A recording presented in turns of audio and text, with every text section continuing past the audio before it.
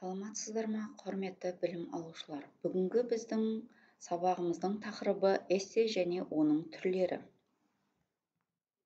Жоспар бойынша эссе туралы ұғым, эссе және оның түрлері, жазба жұмысының тілі мен стилі туралы қарастыратын боламыз.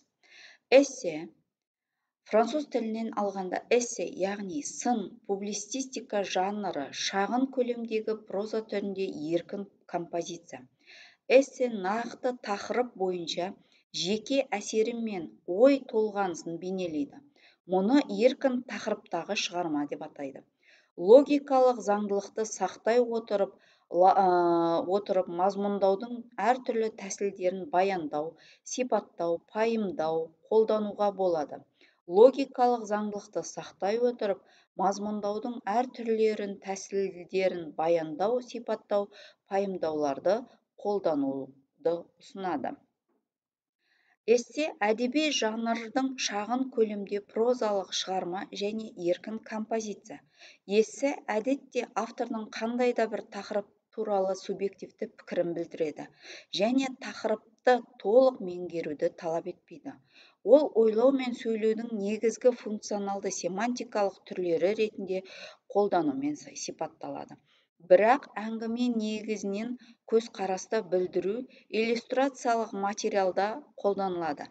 Эссені ұсынуды тілдің құралдары мен стиль автордың таңдауына байланысты. Эссе бұл адамның субъективті пікірі, көзқарасы мен ойын еркін түрде жазатын жанрдың түрі болып табылады.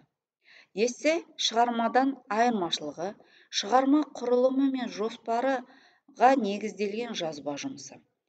Оны жазар уақытында автор жоспар құрады. Сол бойынша тақырыпты ашуға тырысады. Демек, ой тізбекті түрде жеткізіледі. Құрылым бойынша кіріспе, негізгі бөлім, қорытынды бөлімдер болуы маңызды. Одан бөлек шығарма құрылымы, көлемі ұзақ әрі бір бөлім кем дегенде 1-2 дәптер парағындай бет құрылуы тиіс.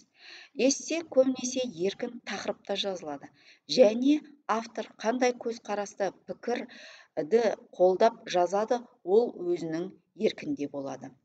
Эссе жазу кезінде белгілі бір құрылым сақталады, бірақ жоспар құрылмайды. Тек логикалық тізбек, яғни кіріспе абзац, негізгі абзац, қорытынды абзац ойша беріліп тұрады.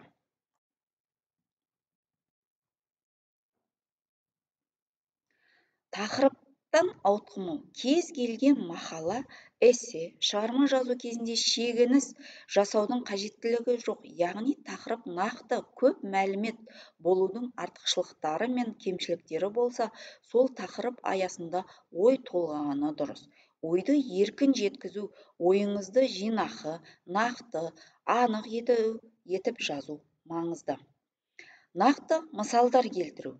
Эсседе сіз пікіріңізді аргументтер мен мысалдар арқылы дәлелдеуіңіз керек. Демек, көп мәлімет болуы дұрыс деп ойласаңыз, неге осы позицияны қолдайтыныңызды түсіндіріңіз. Оған мысал ретінде келесідей аргументтерді келтірейік. Деректер мен дәйектер, өмірден алынған жағдайлар, өмірлік шынайы тәжірибелер, ғылыми зерттеулер. Сонымен бірге ғалымдардың пікіріне сілтеме, тақырыптың ашықтығы, яғни тақырыптың ашуда кемінде 2 мысал қолданған абзал. Қорытынды жазуда міндетті түрде ойыңызды қорытындылаңыз. Соңында белгілі бір мәселе жөнінде пікіріңіз бен көзқарастарыңызды айтып келіп, оны қайткенде жүзеге асыруға болады, немесе нәтижесі мен түйінін айтып өту қажеттігі туындайды. Эмоционалды экспрессивті сөздерді қолдану, яғни эсседе эмоционалдылыққа рұқсат етіледі. Көркем әдеби стильде жазылады. Алайда жаргон, қысқарған сөздер қолдану, ауызекі сөздерді қолдану тыйым салынады. Берілген көлемді сақтау. Әдетте эссенің көлемі 200-250 сөзді құрайды. Одан аз немесе көп сөз жазу емтиханнан төмен баға алуына соқтырады. Сондықтан берілген стандарт пен форматқа сәйкес жазу қажет.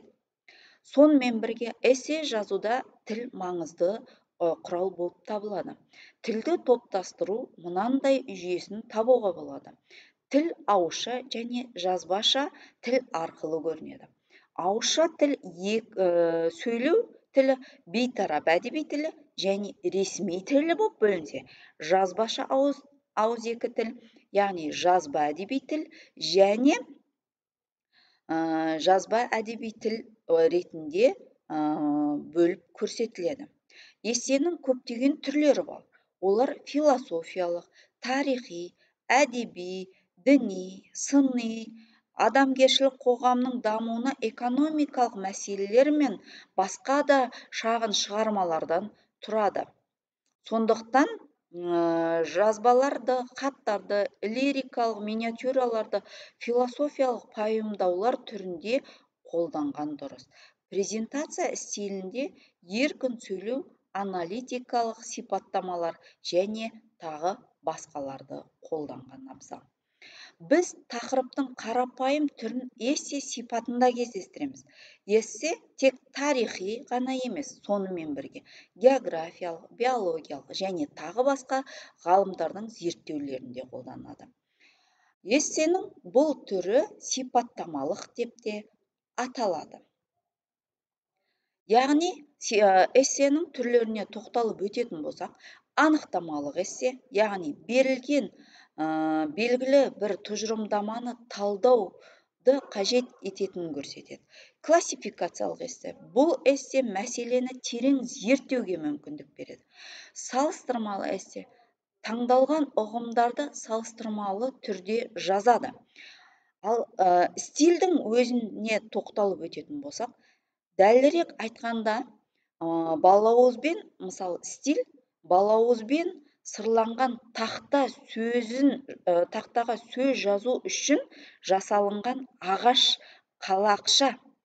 Ескі замандарда қағаздың орнына тақтайды балауызбен сырлап, соған сөз жазу көп елдерде болған. Жазылған құрал стилос деп аталған. Ол сурет өнерінде де пайдаланылған. Қазіргі кезде қыл қаламның жұмысын атқарған. Стиль кейінірек грек тілінде таза, әдемі сөйлеу ұғымына ие болған. Стильді көп зерттеп, ол туралы көптеген құнды пікірлер айтқан академик Виктор Владимирович Виноградов өзінің проблема авторства және теория стилей атты еңбегінде толық ашып жазып өткен. Тіл, көркем өнер, әдебиет, ғылым және басқа да өмір саласында әртүрлі ұғым, әртүрлі қолданылатын мысалдарда келтіріліп дәлелдейді. Сонымен өмірдің басқа салаларында стиль аз айтылмайды. Мәселен, документ стилі, ғылыми стиль, жұмыс стилі, газет стилі және тағы да басқалар. Назар қойып тыңдағандарыңызға рахмет. Келесі сабақта кездескенше сау саламатта болыңыздар.